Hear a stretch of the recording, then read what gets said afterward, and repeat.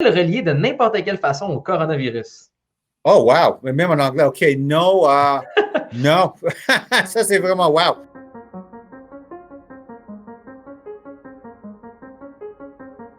Bonjour mesdames et messieurs, comment allez-vous aujourd'hui? J'espère que ça va bien parce que j'ai une vidéo vraiment spéciale pour vous sur cette chaîne. Oui, toutes mes vidéos sont généralement spéciales, mais ça c'est très spécial. Ça sort vraiment de l'ordinaire. Je vois une tonne de questions qui circulent à travers l'Internet sur les vaccins, sur le déconfinement, sur le retour à la normale et une tonne de théories du complot. Eh bien, à la place de perdre mon temps à essayer de répondre par moi-même à ces questions en cherchant sur Internet, qui sont généralement la source de toute cette mauvaise information qui circule, eh bien, je me suis dit que j'allais chercher l'expert avec un L majuscule pour démystifier le tout.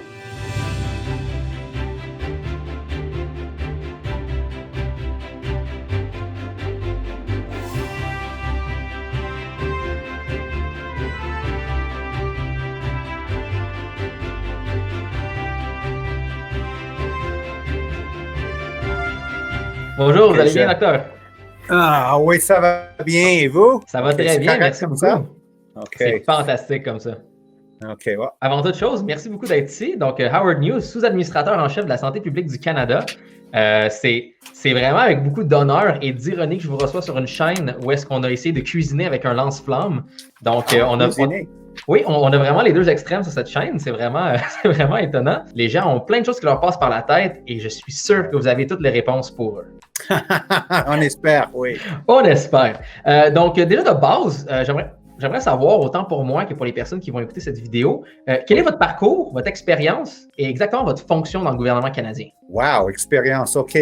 Moi, j'ai fait mon cours pour médecine, aussi une maîtrise en épidémiologie à l'Université de Toronto. Spécialisé dans, comme on dit, médecine communautaire, santé publique. J'ai travaillé pour la ville de Toronto comme médecin hygiéniste, comme adjoint. C'est ça, parce que moi, j'ai travaillé sur, comme on dit, les 3 échelles de gouvernement ici au Canada.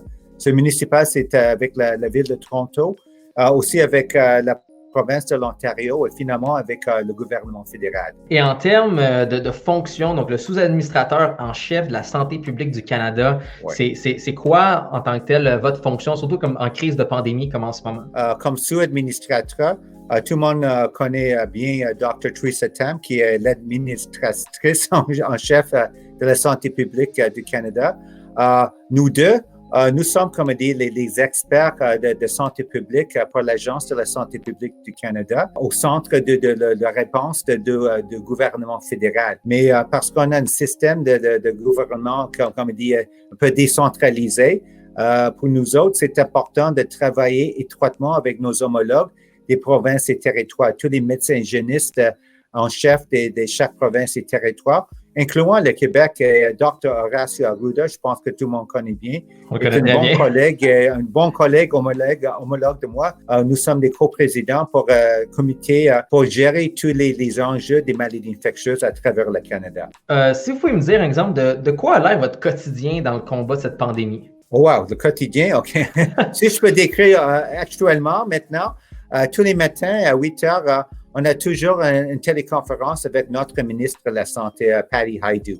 Okay. C'est pour faire une mise à jour, donner le nombre de cas au Canada, d'enjeux importants, élaborer des lignes directrices ou quelque chose pour supporter le gouvernement fédéral, mais aussi les provinces et territoires. Donc, après la téléconférence avec la ministre, on a toujours une autre téléconférence avec tous les experts à l'Agence de la santé publique du Canada. Le travail à faire des infections dans les hôpitaux, qu'est-ce qui se passe avec les frontières, qu'est-ce qu'on fait pour la recherche, pour peut-être les traitements, les vaccins, c'est quoi les enjeux pour la chaîne logistique. Donc, dans le fond, vous êtes vraiment comme l'équipe ultime de conseillers. Donc, c'est vraiment comme, on ne sait pas nécessairement quoi faire. Ils vous contactent, c'est vous qui donnez l'information basée sur la science, sur la médecine et avec votre expérience qui peut vraiment aider à prendre des décisions qui sont importantes dans le fond. C'est exactement ça, parce que après tous les jours, on voit aussi à midi, Dr. Tam et moi, on fait partie de toujours une séance, un point de presse pour aussi informer les Canadiens et Canadiennes, c'est quoi les bonnes pratiques hygiène, c'est quoi la distanciation physique, tout ça. Et après, c'est vraiment le vrai travail. Après le point de presse, on a tous les jours une téléconférence avec nos homologues des provinces et territoires, discuter, élaborer les lignes directrices, partager l'information, qu'est-ce qu'il faut faire comme prochaine étape, assouplir un peu les mesures de santé publique, qu'est-ce qu'on va faire comme prochaine étape, c'est quoi les critères pour peut-être lâcher un peu. Parce qu'au Canada, on a une bonne réponse, mais c'est quoi que vous considérez qui étaient vraiment les étapes clés qu'on a prises qui nous permet d'avoir un meilleur contrôle sur la situation en ce moment qu'à d'autres places dans le monde? OK. C'est une bonne question. Moi, je pense que ça commence vraiment avec une bonne collaboration. Il y a une pandémie à travers le monde. Il faut déjà avoir les liens avec peut-être les autres organismes comme l'Organisation mondiale de la santé parce que des expériences des autres pays, aussi des expertises des autres chercheurs, tout ça. J'ai eu beaucoup de conversations, discussions. Par exemple, le chef des maladies infectieuses de CDC des États-Unis. Grâce à ça, on a bénéficié des expériences des autres pays, qu'est-ce qui se passait en Chine. Et puis après, au fur et à mesure, on est capable d'utiliser les données, l'évidence scientifique pour implanter, pour élaborer c'est quoi les mesures nécessaires pour mettre en place ici au Canada. Donc, dans le fond, une des choses que vous me dites en ce moment que le Canada le mieux fait, c'est pas nécessairement des décisions que nous, on a prises, c'est juste d'avoir pris la bonne information qu'on a appris à travers nos partenaires dans le monde et d'avoir comme peut-être fait un entonnoir avec ça pour nous donner un meilleur plan basé sur tout ce qu'on a appris, dans le fond. Oui. La chose la plus simple, c'est d'expliquer comment on a bien utilisé l'expérience des autres pays, aplatir la courbe. Ouais. Et on a vu avec l'expérience qu'est-ce qui se passait en Chine, des expériences peut-être pas si bonnes comme qu'est-ce qui se passait en Italie, aussi en Espagne, où les systèmes de soins de santé ont été débordés avec beaucoup de cas, n'ont pas mis peut-être assez tôt en place les mesures de santé publique comme distanciation physique.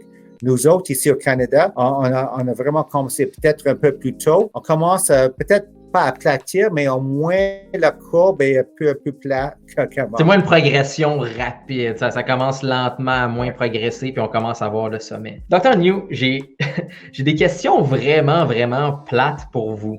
En ce moment, je vais être transparent avec vous. En ce moment, dans les réseaux sociaux, dans la population, il y a beaucoup de mésinformation qui est partagée. Il y a beaucoup de théories du complot qui est partagée.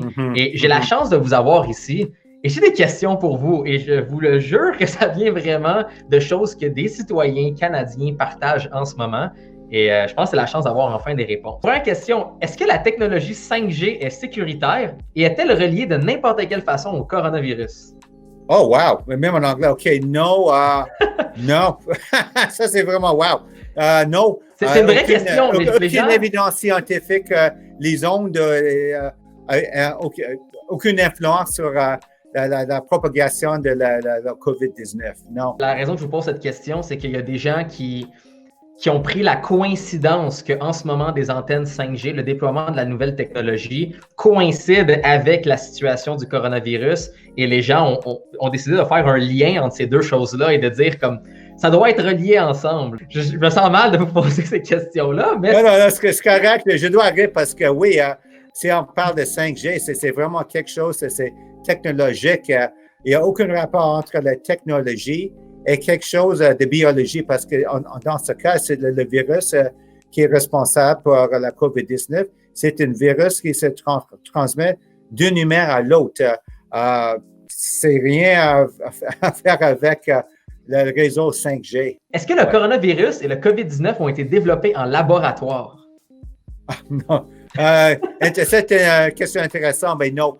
Tous les scientifiques qui ont analysé même le séquençage génétique du virus, que c'est non. Il n'y a aucune évidence scientifique pour indiquer que le virus a été créé dans un laboratoire. C'est vraiment naturel et c'est sûr parce qu'avec notre expérience, on voit des fois qu'il y a un virus qui peut-être commence avec les animaux. Et après, avec les mutations, transformations, tout ça, c'est possible de sauter d'un animal à un humain. Autre question, y a-t-il un vaccin? Et si oui, pourquoi n'est-il pas distribué? Non, pas de vaccin à date parce que c'est vraiment un virus complètement nouveau et parce que aucune personne a eu une expérience, même une immunité contre ce virus. Les patients, peut-être, ils ont guéri. Tous les chercheurs sont en train de faire leur travail, peut-être pour développer un vaccin, mais il y a plusieurs étapes pour développer un vaccin et on pense qu'au moins, ça prend normalement entre 12 et 18 mois. Pourquoi ça prend autant de temps pour développer un vaccin? Si on sort de la conspiration et qu'on parle d'une vraie question médicale, pourquoi est-ce qu'on aurait besoin de 12 à 18 mois pour pouvoir développer un vaccin? C'est sûr, on va développer un vaccin très rapidement, mais c'est aussi très important d'avoir pas seulement un vaccin qui est efficace, mais aussi un vaccin qui est comme des sécuritaire pour pas causer des autres effets secondaires, même des conséquences graves pour les gens qui reçoivent les vaccins. Ça prend du temps et il faut avoir des essais. On commence avec des expériences avec des animaux pour voir si ça marche, peut-être avec les singes, puis après des essais pour montrer que c'est sécuritaire pour les personnes. C'est comme ça, des fois, les sciences, on fait le plus vite possible, mais on ne peut pas sauter les étapes. Absolument. Écoutez, je vous dis juste ça de même, il y a des gens qui pensent que Bill Gates a déjà un vaccin qui est disponible. Donc, écoutez, l'Internet est rempli de choses. Oui. C'est intéressant. Pour moi, c'est comme un divertissement, des fois, l'Internet, mais les renseignements, l'information fiable, il faut aller sur les sites fiables. Comme peut-être nous autres, on a le site canada.ca, aussi peut-être les autres sites de l'OMS, de CDC aux États-Unis. C'est ça, c'est là où on peut trouver vraiment l'information fiable. Parlant d'information fiable, c'est une question que beaucoup de gens se posent et je trouve que c'est pas une question qui est si près que ça du complot. Pourquoi les chiffres de la Chine sont aussi bas? Est-ce qu'ils nous sous-rapportent l'information ou ils ont juste eu un contrôle complètement exceptionnel par rapport à leur population et sachant aussi que c'était le point d'origine? Pour moi, c'est difficile. Moi, je reçois aussi, je vois qu'est-ce qui est sorti de la Chine avec les statistiques, les données. Ils ont construit les hôpitaux dans quelques semaines, tout ça. Mais aussi les mesures de santé publique qu'ils ont mis en place. Et wow, c'est quelque chose, je pense que c'est un défi pour faire semblable ici au Canada, pour vraiment qu'on fait en anglais, un lockdown de toute une ville pour empêcher les gens même de se déplacer ailleurs. Donc, si on est vraiment, comme dire, au milieu de l'éclosion, avec les hôpitaux débordés, tout ça, des fois, c'est difficile de ramasser les données vraiment précises. Et je ne peux pas vraiment commenter sur qu'est-ce qui se passe avec les statistiques. C'est pas seulement la Chine, c'est aussi les autres pays. Parlant des autres pays dans le monde, qu'est-ce que vous pensez de la situation en ce moment avec l'OMS et les États-Unis? Moi, je suis toujours comme ici un médecin spécialisé dans le domaine de santé publique, travaille étroitement avec mes homologues, mes collègues à l'OMS et aussi avec mes collègues aux États-Unis. Et je sais, c'est un fait que même mes collègues aux États-Unis, à CDC, les autres experts, travaillent aussi étroitement avec les experts de l'OMS. Tout le monde, on fait partie de la même communauté. On a les mêmes objectifs pour vraiment protéger la santé, aussi prévenir les maladies infectieuses parmi toute la population. Donc, pour vous, il y a une séparation importante dans qu'est-ce qu'on voit au niveau de la politique et qu'est-ce qu'on voit au niveau scientifique avec le travail qui est malgré là, puis peut-être qu'on n'en parle pas autant. C'est ça. Moi, je ne suis pas un politicien. Moi, je suis comme un scientifique, un médecin. Je continue à travailler avec mes homologues et on s'entend bien avec les experts des États-Unis, de l'OMS, avec plusieurs pays. Moi, j'ai aussi travaillé avec mes homologues en Allemagne, en Australie, partout dans le monde. Si je peux dire, si vous parlez des complots, tout ça, moi, je comprends un peu parce que c'est un peu excitant. Hein? Moi aussi, j'aime beaucoup les films de Hollywood qui parlent de complots. C'est toujours le gouvernement ou des espions qui font quelque chose, mais c'est pas la réalité. Qu'est-ce qui se passe souvent avec les complots? C'est que les gens prennent des informations de façon très sélective et essaient d'en faire un raisonnement sans même le comprendre. Donc, un des exemples, c'est avec l'hydroxychloroquine. On se fait dire des fois par certaines personnes que c'est un traitement miracle. Est-ce que c'est un traitement miracle? Est-ce qu'on devrait plus l'utiliser? Le Nouveau-Brunswick n'a pas de mort et utilise l'hydroxychloroquine. Est-ce que c'est une corrélation? Donc, qu'est-ce qu'on devrait faire avec ce traitement-là? Non. Aucune évidence date que c'est un traitement efficace.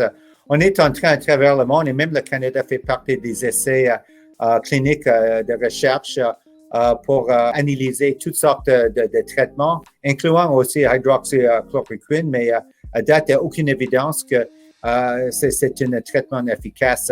Il faut faire attention aussi parce que pour n'importe quel médicament, il y a toujours des effets secondaires. Et si quelqu'un prend un médicament sans supervision, on peut même mourir. On a même des anecdotes comme les États-Unis où les gens ont pris ce médicament, après ils sont morts. Donc, on entend peut-être des choses d'un côté, on voit peut-être des chiffres qui nous semblent dire comme hey, ça fonctionne, mais il n'y a pas encore une étude claire là-dessus et assez d'informations pour être capable en large de l'utiliser. C'est ça. Il faut être patient parce que c'est toujours comme ça. Des fois, il y a des gens qui sont anxieux, peut-être ils paniquent, et ils voient quelque chose sur Internet, c'est « Ah ouais, ça c'est le traitement miracle », mais non, malheureusement, il faut être patient et ça prend du temps pour avoir les essais, les recherches pour vraiment trouver les traitements qui sont vraiment efficaces. Donc, Dr. New, pour finir ce segment sur les complots et la mauvaise information, vous l'avez mentionné vous-même, c'est important d'avoir un œil critique, c'est important d'aller chercher l'information. Pour beaucoup de gens, ils pensent que c'est ça qu'ils font en allant chercher justement ces sources alternatives. Ils pensent justement qu'ils doivent aller chercher de l'information ailleurs des sources officielles. Pourquoi vous pensez que toutes ces théories du complot sont partagées et d'où est-ce que vous pensez qu'il vient ce manque de confiance envers les experts? Ça, c'est une question difficile. C'est très important avec tout ce qui existe sur Internet de vraiment aller sur les sites fiables parce que tu vois, pas beaucoup des choses. Ça peut être, par exemple, quelqu'un qui est dans son sous-sol est capable de faire son propre site et peut mettre n'importe quoi sur Internet. Ouais. Et si on regarde sur Internet, on ne sait pas si c'est une seule personne dans son sous-sol ou c'est vraiment un organisme comme ici, l'Agence de la santé publique avec des milliers d'experts ou même le CDC ou l'OMS parce qu'une personne peut-être un peu innocente peut regarder « Ah oui, je vois un site ici, un autre site là, mais… » Et c'est pas pareil. Je trouve ça bizarre que les gens décident d'écouter des personnes qui ne sont pas dans le domaine de la santé par rapport à la pandémie, mais pourtant, le jour qu'ils auront besoin d'une opération de cœur, évidemment qu'ils voudront l'expert. Donc, c'est juste cette sélection-là est un peu ironique. Ouais. Pour finir, on va parler un peu de retour à la normale. En ce moment, là, tout le monde est dans la pandémie, tout le monde est dans la crise, tout le monde est à la maison. Et les gens se demandent comment ça va se passer le retour à la normale. Donc, j'ai fait un tableau extrêmement scientifique pour vous. En ce moment, on est à l'étape 1, qui est rester à la maison. Et l'étape 3, c'est soit un vaccin ou soit tout revient comme avant. Pouvez-vous nous dire à quoi on doit s'attendre dans l'étape 2? C'est très facile sur mes 3 étapes. Je pense qu'en réalité, peut-être que plus que 3 étapes. Pour le moment, on suit qu'est-ce qui se passe avec la coupe épidémique. Parce que si on commence peut-être un moment au futur pour peut-être lâcher ou assouplir les mesures de santé publique, il faut avoir un bon système pour détecter si peut-être on peut avoir peut-être un autre foyer, une autre éclosion. On sait que dans quelques provinces, on est pas mal proche du sommet. On ne sait pas vraiment si on est au sommet ou après.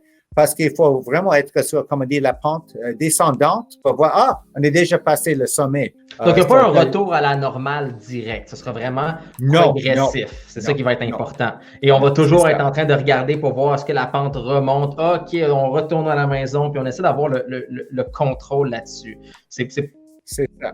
C'est au fur et à mesure et on fait ça comme c'est avec prudence et pas comme on dit, je ne sais pas en français, on-off switch, pas quelque chose tout comme ça, tout sera normal encore. Le on-off switch, ce serait le vaccin d'un côté, mais en même temps, on est à 1 an et demi de distance du vaccin. Donc, on en a encore, je vous dirais, peut-être plusieurs mois avant un retour à la normale qui est peut-être possible. C'est quelque chose que les gens doivent s'attendre? Oui, il faut continuer, pas lâcher avec la distanciation physique. Et aussi, les bonnes pratiques, je pense que tout le monde maintenant sait comment se laver les mains avec le savon et l'eau chaude pour 20 secondes et aussi comment tousser dans le creux de coude comme ça si on est malade. Oui, il faut continuer avec les mesures comme ça. Après la pandémie, même si on est dans un retour à la normale, c'est quoi les choses que vous pensez qui vont laisser des cicatrices ou des changements permanents dans notre façon de vivre? L'époque avec toujours les bâtiments physiques et tout le monde doit rentrer au bureau, ça va être moins important ou peut-être le télétravail va continuer à être un autre moyen plus important au futur. Ça, c'est une chose.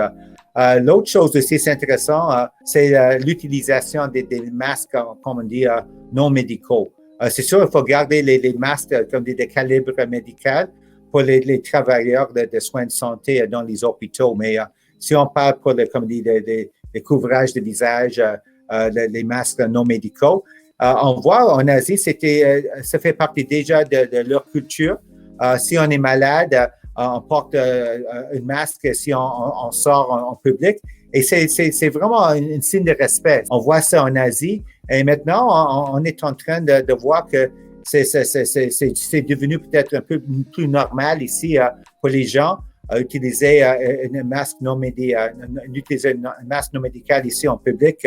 Si c'est pas possible de garder une distance de 2 mètres dans peut-être transport en commun ou peut-être à l'épicerie. Peut-être au futur, ça fait aussi partie de notre vie normale si quelqu'un tombe malade. Quelles sont les choses que nous avons apprises pour que notre pays soit mieux préparé pour la prochaine pandémie? Je pense que comme un peuple, je pense que les Canadiens ont montré vraiment, comme dire, la compassion, aussi être gentils les uns vers les autres. Je pense que c'est quelque chose, le sens de communauté, on peut dire, je ne sais pas en français, mais c'est quelque chose d'important à garder au futur.